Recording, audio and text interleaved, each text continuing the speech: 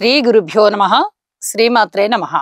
మా భక్తి టీవీని ప్రోత్సహిస్తున్నటువంటి మా ప్రేక్షకులందరికీ ధన్యవాదాలు తెలియజేస్తూ 27 ఏప్రిల్ నుంచి 3 మే వరకు గల కాలానికి రాశి ఫలితాలు ఎలా ఉన్నాయో తెలియచెప్పుకుందాము. ముందుగా గ్రహస్థితులు.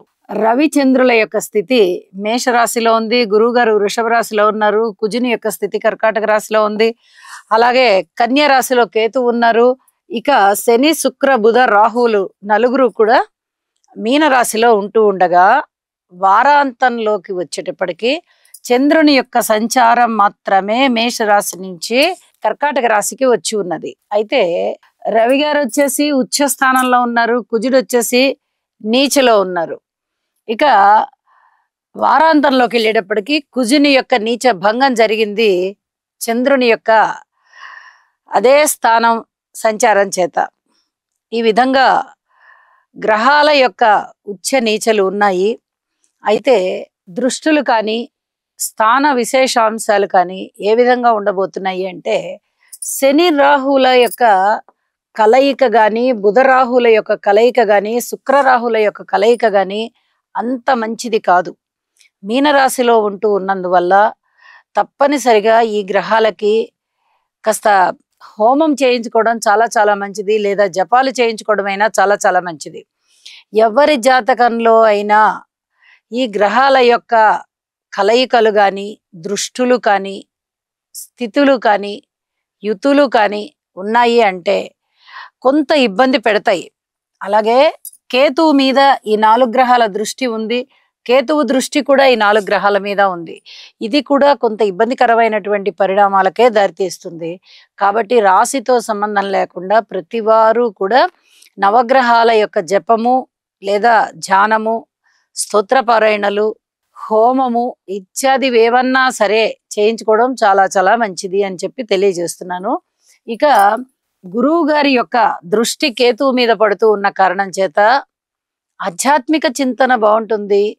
వాళ్ళ యొక్క కెరీర్స్ ఏ విధంగా అయితే డెవలప్ చేసుకోవాలి అనుకుంటారో వాటిట్లలో చాలా చాలా ఆధ్యాత్మిక చింతన ఉంటుంది. అంటే చదువులో కానీ లేదా ఇతరత్ర కెరీర్లో కానీ ఆధ్యాత్మిక చింతన ఏమిటండి అని అనొచ్చు. అంటే ఇది ఒక నీతి నిజాయితీకి, ఒక భక్తి భావనకి, ఒక మనస్సు నిస్వార్థంగా ఉండడానికి, ఒక కష్టపడేటటువంటి తత్వానికి, ఇలాంటి వాటికి సంబంధించిందనమాట. ఆధ్యాత్మికం అనగానే కేవలం దేవుడ అండమే ఆధ్యాత్మికం కాదు. ఆ దేవుణ్ణి నమ్మడము, ప్యూర్ సోల్ పెట్టుకోవడము, 10 మందికి ఉపయోగపడే విధంగా పనులు చేయడము, నిస్వార్థంగా ఉండడము, ఇవన్నీ కూడా ఆధ్యాత్మికమైనటువంటి ఆలోచనలే, ఆధ్యాత్మిక రంగంలో ఉండేటటువంటి లక్షణాలే. కాబట్టి ఇక్కడ ఈ విషయాన్ని కూడా తెలియచెప్పడం జరుగుతోంది. ఇక చంద్రుని సంచార విశేషం చేత కుజుని యొక్క నీచ భంగం జరిగి ఉన్నది. ఇది ఏ ఏ రాసులకి చాలా మంచి ఫలితాలు ఇస్తుంది అనేది మనము ఆ రాసుల్లో తెలియచెప్పుకుందాము. ఇక రాసుల్లోకి వెళ్దాము. వృశ్చిక రాశి. వృశ్చిక రాశి వారికి 27 ఏప్రిల్ నుంచి 3 మే వరకు గల కాలానికి చాలా చాలా అద్భుతమైనటువంటి పరిస్థితులు కనిపిస్తూ ఉన్నాయి. 5 గ్రహాల యొక్క అనుకూలత చాలా బాగుంది అని చెప్పి తెలియచెప్పడం జరుగుతోంది. అలాగే పంచమ స్థానంలో శుక్రాచార్యులు బాగున్నారు. షష్ఠ స్థానంలో రవి చంద్రులు బాగున్నారు. సప్తమ స్థానంలో గురువు గారు బాగున్నారు. అలాగే ఏకాదశంలో కేతువు బాగున్నారు. ఇంత అద్భుతమైన 5 గ్రహాల స్థితులు అంటే అది మాటలైన వ్యవహారం కాదండి. అలాగే 5, 6, 7 3 గ్రహమాలిక యోగాలు కలిగి ఉండి చక్కటి అదృష్టవంతమైనటువంటి యోగాన్ని ఇస్తోంది.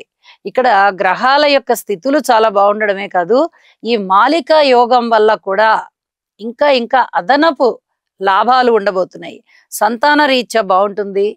అలాగే ఆరోగ్య రీత్యా బాగుంటుంది. భార్యాభర్తల అన్యోన్య రీత్యా బాగుంటుంది. విజయావకాశాలు ఏ పని చేపట్టినా తక్షణ విజయం అన్నట్టుగా ఉంటుంది. పూర్వం ఎప్పుడో చేసి వదిలేసిన పనులు కూడా ఇప్పుడు మళ్ళీ మీకు విజయాన్ని అందిస్తాయి. అప్పుడు ఏ కారణం వల్ల ఆగిపోయి ఉండొచ్చు, ఇప్పుడు మళ్ళీ అవి చక్కగా పునరావృతం అవుతాయి. మీ మానసిక సంతోషం ఇనుమడిస్తుంది అని చెప్పి తెలియచెప్పడం జరుగుతోంది. అలాగే ఊహించని విధంగా ధనలాభాలు ఉన్నాయి. వ్యాపార పరంగా బాగుంది. ఉద్యోగ పరంగా బాగుంది. భార్యాభర్తల అన్యోన్యత పరంగా బాగుంది. వివాహాది శుభకార్యాలు ఎవరికైతే కుదరవలసి ఉందో వయసుకొచ్చిన పిల్లలకి వాళ్ళకి బ్రహ్మాండంగా కుదురుతాయి. అసలు ఇంకా అన్ని విధాలా చాలా బాగున్నప్పుడు ఇది బాలేదు అనడానికి రాదు. అంత చక్కటి పరిస్థితులు కనిపిస్తూ ఉన్నాయి. కుటుంబ రీత్యా చాలా బాగుంటుంది, మీ మాట చాలా బాగుంటుంది, మీ అన్యోన్యత ఎవరితో అయినా సరే, స్నేహితులు అవ్వచ్చు, బంధువులు అవ్వచ్చు, భార్యాభర్తలు అవ్వచ్చు, ఆ అన్యోన్యత అనేది చాలా చక్కగా ఇనుమడిస్తూ ఉంటుంది. రోజు రోజుకి అనుకోని అదృష్టం వెన్నాడుతూ ఉంది. సంతాన రీత్యా కూడా సంతృప్తికరమైన కాలం ఉంది. కాలం మీకు కలిసి వచ్చిందా అన్నంత గొప్పగా మీ పనులన్నీ అయిపోతూ ఉంటాయి. ఇందులో ఎటువంటి సందేహము లేదని చెప్పి తెలియజేస్తూ ఉన్నాను. స్త్రీల వల్ల కూడా చాలా చక్కటి లాభాలు ఉన్నాయి. భార్యాభర్తల మధ్య అనుకూలత విషయమే కాదు, కొంచెం ఆర్థిక పరమైనటువంటి అభివృద్ధి కూడా బాగా కనిపిస్తుంది. భార్యాభర్తలు ఇద్దరిలోనూ ఒకరికి ఆదాయం పెరిగేటటువంటి పరిస్థితి కనిపిస్తోంది. వారాంతానికి వెళ్ళేటప్పటికల్లా మారినటువంటి చంద్రగ్రహ సంచారం వల్ల ఇంకా వేరే ఏమన్నా ఫలితాలు ఉంటాయా అంటే అంత గొప్పగా చెప్పుకునే ఫలితాలు అయితే ఏమి లేవు. వార ప్రారంభంలో ఉన్న ఫలితాలే వారాంతంలో కూడా ఉన్నాయి. విద్యార్థులకి బాగుంటుంది, ఉపాధ్యాయులకి బాగుంటుంది, అలాగే కార్మికులు, కర్షకులు, నేత పని వారు, చేతి వృత్తుల వారు ఇత్యాది వారందరికీ కూడా సమమైన ఫలితాలు ఉన్నాయి. సంతృప్తికరమైన జీవితం ఉంది అని చెప్పి తెలియజేస్తూ ఉన్నాను.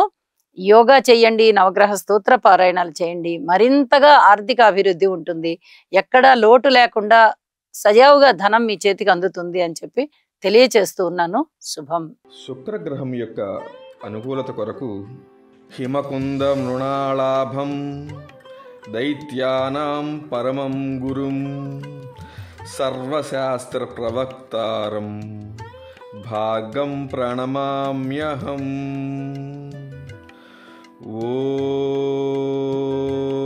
ఓం ద్రాం